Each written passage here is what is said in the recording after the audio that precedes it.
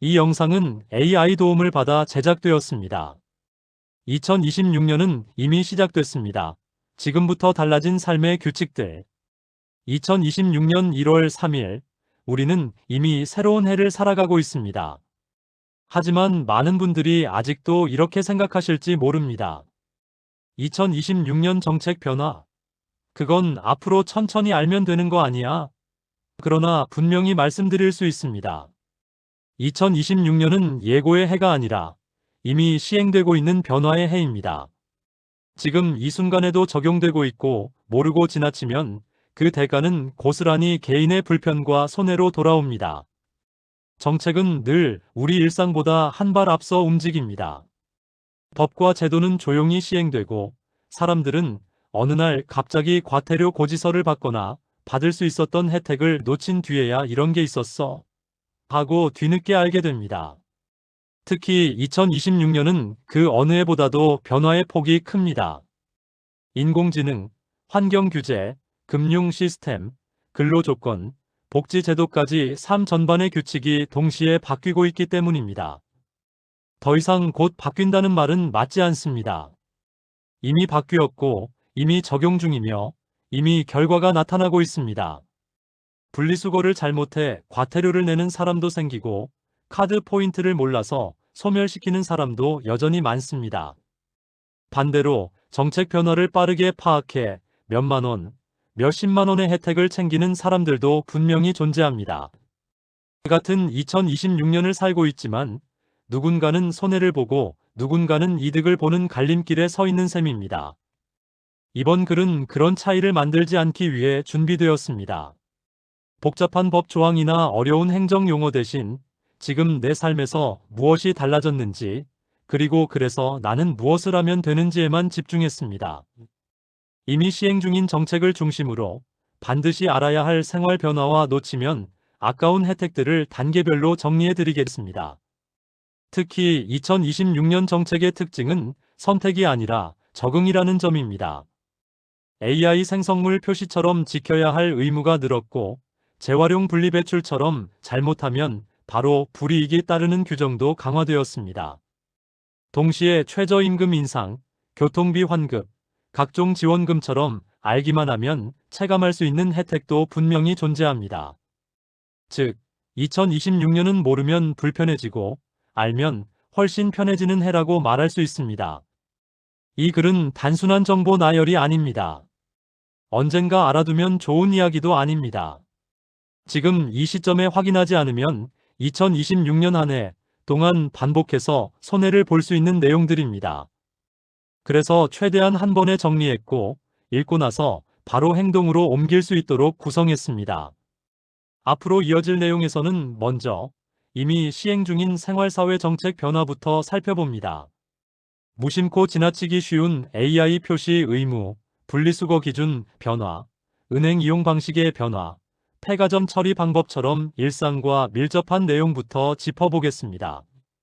그 다음에는 많은 분들이 가장 궁금해하실 월급, 휴식, 지원금처럼 통장에 직접 영향을 주는 정책 변화로 넘어갈 예정입니다. 2026년은 이미 시작됐습니다. 준비된 사람에게는 혜택의 해가 되고, 그렇지 않은 사람에게는 유난히 불편한 해가 될 수도 있습니다. 이 글을 끝까지 읽으신다면 최소한 몰라서 손해보는 일만큼은 확실히 줄일 수 있을 것입니다.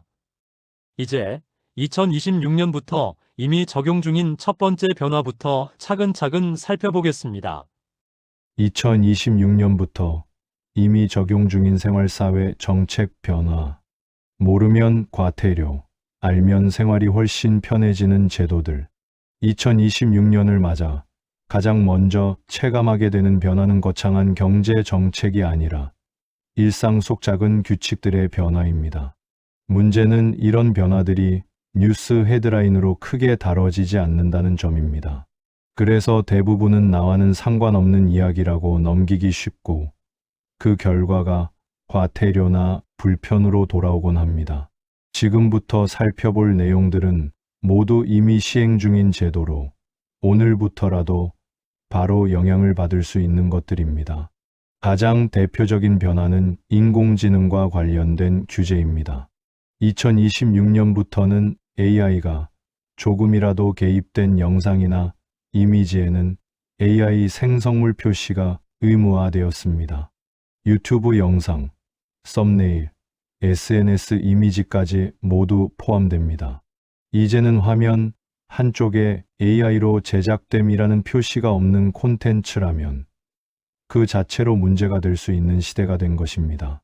이는 단순한 권고가 아니라 법적 의무에 해당하며 고의든 실수든 표시하지 않을 경우 책임을 질 수 있습니다. 시청자 입장에서도 이제는 이 사람이 진짜인가를 고민하기보다 화면 속 작은 표시를 확인하는 습관이 필요해졌습니다. 두 번째 변화는 재활용 분리배출 기준입니다. 우리나라는 이미 분리수거가 까다로운 나라로 알려져 있지만 2026년부터는 한 단계 더 엄격해졌습니다. 모든 제품 포장재에는 재활용 등급 표시가 의무적으로 부착되고 최우수, 우수, 보통, 어려움으로 구분됩니다. 여기서 많은 분들이 오해하는 부분이 바로 재활용 어려움 표시입니다. 이 문구를 보고 그럼 일반 쓰레기지라고 생각하고 종량제 봉투에 버리면 그 순간 과태료 대상이 됩니다. 어려움은 재활용이 불가능하다는 뜻이 아니라 재활용 공정이 까다롭다는 의미이기 때문입니다. 비닐은 비닐대로, 플라스틱은 플라스틱대로 분리배출해야 하며 잘못 버릴 경우 최대 10만 원의 과태료가 부과될 수 있습니다. 은행 이용 방식도 이미 크게 달라졌습니다. 2026년부터 오프라인 오픈뱅킹이 전면 시행되면서 이제는 주거래 은행을 굳이 찾아다닐 필요가 없어졌습니다. 국민은행 계좌를 가지고 있더라도 집 앞 신한은행, 농협, 우리은행 창구에서 입출금이나 조회 업무를 볼 수 있습니다. 특히 지방이나 농어촌 지역에서는 우체국의 역할이 더욱 커졌습니다. 은행 대리업 제도가 확대되면서 우체국에서도 주요 시중은행 업무를 대부분 처리할 수 있게 되었습니다. 이 변화 하나만으로도 고령자나 교통이 불편한 분들의 생활 편의성은 크게 높아졌습니다. 이사나 정리를 하면서 항상 부담이 됐던 폐가전 처리 방식도 바뀌었습니다. 2026년부터는 소형 가전 한 개만 있어도 폐가전 무상수거가 가능합니다. 예전처럼 여러 개를 모아야 할 필요도 없고 돈을 주고 스티커를 붙일 필요도 없습니다. 전화 한 통이나 온라인 예약만 하면 수거 기사가 직접 방문합니다. 아직도 폐가전 스티커를 사서 붙이고 있다면 이미 바뀐 제도를 모르고 불필요한 지출을 하고 있는 셈입니다. 마지막으로 눈여겨봐야 할 변화는 쓰레기 처리 방식입니다. 2026년 1월 1일부터 수도권 쓰레기 직매립이 전면 금지되었습니다. 이제는 쓰레기를 그대로 묻는 방식이 불법이며 반드시 소각한 뒤 재만 매립해야 합니다. 문제는 소각장이 충분하지 않다는 점입니다. 결국 민간 소각장 의존도가 높아질 수밖에 없고 그 부담은 종량제 봉투 가격 인상으로 이어질 가능성이 큽니다. 즉, 쓰레기를 줄이는 것이 더 이상 환경 보호 차원이 아니라 가계비를 지키는 현실적인 선택이 된 것입니다. 이처럼 2026년의 생활사회 정책 변화는 조용하지만 강력합니다. 모르고 지나치면 불편해지고 잘못하면 바로 비용이 발생합니다. 반대로 변화의 내용을 알고 조금만 신경 쓰면 생활은 훨씬 편해집니다. 이제 다음 단계에서는 많은 분들이 가장 궁금해하실 질문. 그래서 내 월급과 휴식은 어떻게 달라졌는가에 대해 이야기해 보겠습니다. 그래서 2026년 내 월급과 휴식은 어떻게 달라졌을까? 이미 달라진 내 통장에 영향 주는 정책들 앞서 살펴본 생활사회 정책 변화는 대부분 지켜야 할 규칙에 가까웠습니다. 하지만 솔직히 많은 분들이 가장 궁금해하는 건 따로 있습니다.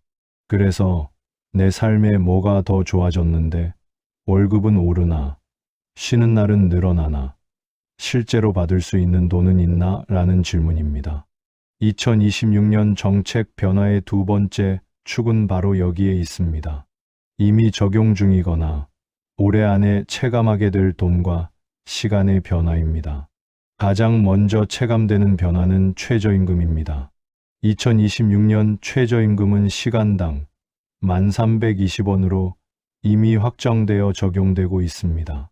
드디어 시급 1만 원 시대를 넘어선 것입니다. 주 40시간 근무 기준으로 환산하면 월급은 약 216만 원 수준입니다. 단순히 숫자만 보면 큰 변화처럼 느껴지지 않을 수 있지만 최저임금 인상은 각종 수당과 기준금액에 연쇄적으로 영향을 미칩니다. 야간 수당, 연장근로 수당, 실업급여, 하한선까지 함께 조정되기 때문에 체감 효과는 생각보다 넓게 퍼집니다. 실업급여 역시 2026년부터 달라졌습니다. 6년 만에 하한액 조정이 이뤄지면서 하루 상한액이 68,100원으로 인상되었습니다. 구직 기간 동안 받는 급여가 조금이라도 늘어난다는 것은 심리적으로도 큰 차이를 만듭니다. 당장 취업을 준비 중이 아니더라도 이런 변화는 노동시장 전반의 안전망이 강화되고 있다는 신호로 볼 수 있습니다. 근무 형태와 관련해서는 주 4.5일제가 가장 큰 관심을 받고 있습니다. 아직 전면 도입은 아니지만 2026년부터 공공기관과 일부 선도 기업을 중심으로 주 4.5일제 시범 운영이 시작되었습니다. 방식은 다양합니다. 금요일 오후를 쉬는 형태, 격주로 하루를 더 쉬는 형태, 근무 시간을 줄이는 방식 등이 논의되고 있습니다. 당장 모든 직장인이 혜택을 받는 것은 아니지만 분명한 것은 덜 일하고 더 쉬는 구조가 이제 실험 단계에 들어갔다는 점입니다. 휴식과 관련해 2026년은 캘린더가 좋은 해이기도 합니다. 대체 공휴일 적용으로 실제 쉬는 날이 크게 늘었습니다. 설 연휴는 주말과 이어지며 최장 5일까지 가능해졌고 3.1절과 두천님 오신 날처럼 일요일과 겹친 공휴일도 월요일에 대체휴일이 적용됩니다. 여기에 국회에서 논의 중인 추가 공휴일 지정까지 확정된다면 체감 휴일은 더 늘어날 가능성도 있습니다. 이제 휴가는 눈치 보며 쓰는 것이 아니라 미리 계획하면 충분히 확보할 수 있는 시간이 되고 있습니다. 세금과 주거 관련 혜택도 놓칠 수 없습니다. 2026년부터는 주말 부부도 월세 세액공제를 받을 수 있게 되었습니다. 부부가 각각 무주택 근로자라면 떨어져 살아도 합산 연 최대 1천만 원까지 공제가 가능합니다. 맞벌이이지만 직장 때문에 따로 거주해야 했던 가구에게는 실질적인 도움이 되는 변화입니다. 청년층을 위한 정책도 2026년을 기준으로 재정비되고 있습니다. 올해 안에 출시될 예정인 청년 미래적금은 기존 5년짜리 상품보다 부담을 줄인 3년 만기 구조입니다. 월 최대 50만 원까지 저축할 수 있고 정부가 일정 비율의 기여금을 추가로 얹어줍니다. 다만 기존 청년 도약 계좌와는 중복이 되지 않기 때문에 어떤 상품이 자신의 상황에 맞는지 비교가 필요합니다. 이 부분은 청년 본인뿐 아니라 부모 조부모 세대가 함께 챙겨주면 좋은 정보이기도 합니다. 생활비와 직결되는 교통에너지 정책도 변화가 있습니다. K패스에는 상한제가 도입되어 일정 금액 이상을 사용하면 초과분을 환급받을 수 있게 되었고 전기차 보조금 역시 평균 300만 원 수준으로 유지되고 있습니다. 충전 인프라 지원도 확대되면서 전기차 이용 환경은 점점 안정화되는 추세입니다. 이처럼 2026년의 경제복지 정책 변화는 단순한 제도 개편이 아니라 월급 휴식 생활비 전반에 영향을 주는 현실적인 변화입니다. 알고 있으면 계획을 세울 수 있고 모르고 지나치면 그땐 그런 줄 몰랐다는 말만 남게 됩니다. 이제 마지막 단계에서는 이런 변화 속에서 지금 당장 해야 할 행동을 정리해 보겠습니다. 2026년 지금 당장 해야 할 핵심 행동 3가지. 미루면 사라지고 지금 하면 바로 체감되는 것들. 2026년 정책 변화에서 가장 중요한 포인트는 이것입니다. 알고만 있으면 아무 의미가 없고 지금 행동해야 실제로 이득이 된다는 점입니다. 많은 제도들이 신청주의로 운영되고 있기 때문에 나중에 한번 해야지라고 미루는 순간 혜택은 조용히 사라집니다. 지금부터 소개할 3가지 행동은 복잡한 서류도 필요 없고 스마트폰 하나면 바로 실행할 수 있는 것들입니다. 첫 번째로 반드시 확인해야 할 것은 카드 포인트 현금화입니다. 매년 소멸되는 카드 포인트 금액은 1천억 원이 넘는 것으로 알려져 있습니다. 대부분의 사람들은 포인트가 얼마나 쌓여 있는지도 모른 채 유효기간이 지나 자동으로 사라지게 둡니다. 하지만 2026년 현재 이 포인트는 간단한 절차만 거치면 현금으로 바로 계좌에 입금할 수 있습니다. 방법은 간단합니다. 스마트폰에서 어카운트 인포 앱을 설치하고 금융인증서로 로그인하면 본인이 보유한 모든 카드사의 포인트가 한눈에 표시됩니다. 그중 포인트 현금화를 선택하고 입금받을 계좌를 지정하면 끝입니다. 실제로 이 과정을 거치면 즉시 입금되거나 늦어도 다음 영업일에는 돈이 들어옵니다. 금액은 사람마다 다르지만 몇만 원에서 많게는 수십만 원까지 나오는 경우도 적지 않습니다. 이건 절약이 아니라 이미 내 돈을 되찾는 과정이라고 생각하시면 됩니다. 두 번째로 꼭 실천해야 할 행동은 폐가 전 무상수거 서비스 활용입니다. 아직도 고장난 선풍기, 드라이기, 전기밥솥을 버리기 위해 돈을 내고 스티커를 붙이는 분들이 많습니다. 하지만 2026년부터는 이런 지출이 완전히 불필요해졌습니다. 이제는 소형 가전 1개만 있어도 무상 수거가 가능하기 때문입니다. 신청 방법은 2가지입니다. 가장 간단한 방법은 전화 신청으로 전용 번호로 전화해 폐가전 수거 요청이라고 말하면 됩니다. 온라인 신청도 어렵지 않습니다. 폐가전 방문 수거 예약 시스템을 검색해 들어가면 회원가입 없이 이름과 주소, 수거, 품목만 입력하면 예약이 완료됩니다. 엘리베이터 유무와 희망 날짜만 체크하면 수거 기사가 직접 방문해 가져갑니다. 이 서비스를 모르고 있다면 이미 바뀐 제도를 활용하지 못하고 있는 셈입니다. 스티커 값 몇천 원이 아껴지는 문제가 아니라 불필요한 번거로움을 줄이는 생활 습관의 변화입니다. 세 번째로 꼭 챙겨야 할 행동은 가족과 자녀에게 정책 정보를 전달하는 것입니다. 특히 청년 자녀나 손주가 있는 가정이라면 2026년을 기준으로 달라진 청년 금융 정책을 알려주는 것만으로도 큰 도움이 됩니다. 올해 출시 예정인 청년 미래적금은 3년 만기 구조로 기존 상품보다 부담이 훨씬 적습니다. 많은 청년들이 몰라서 가입 시기를 놓치는 경우가 많기 때문에 부모나 조부모 세대의 한마디가 결정적인 역할을 하기도 합니다. 굳이 길게 설명할 필요도 없습니다. 2026년에 청년 미래적금 나온대. 3년짜리라 부담 덜하대. 꼭 알아봐. 이 정도 한마디면 충분합니다. 여기에 교통비 환급 제도, 세액공제 확대 같은 정보까지 함께 전달한다면 단순한 잔소리가 아니라 현실적인 도움이 됩니다. 이 3가지 행동의 공통점은 분명합니다. 모두 지금 당장 할 수 있고 오늘 안에 끝낼 수 있다는 점입니다. 시간을 내서 관공서를 방문할 필요도 없고 복잡한 서류를 준비할 필요도 없습니다. 다만 알고도 미루지 않는 것이 중요합니다. 정책은 기다려주지 않고 혜택은 신청하지 않으면 자동으로 사라집니다. 2026년은 정보의 차이가 곧 생활의 차이로 이어지는 해입니다. 같은 정책 아래에서도 누군가는 혜택을 받고 누군가는 모르고 지나칩니다. 지금 이 글을 읽고 바로 행동한다면 최소한 후자에 속할 일은 없을 것입니다.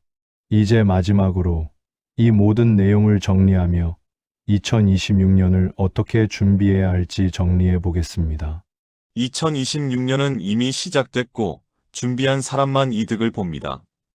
2026년을 살아간다는 것은 단순히 해가 바뀌었다는 의미가 아닙니다.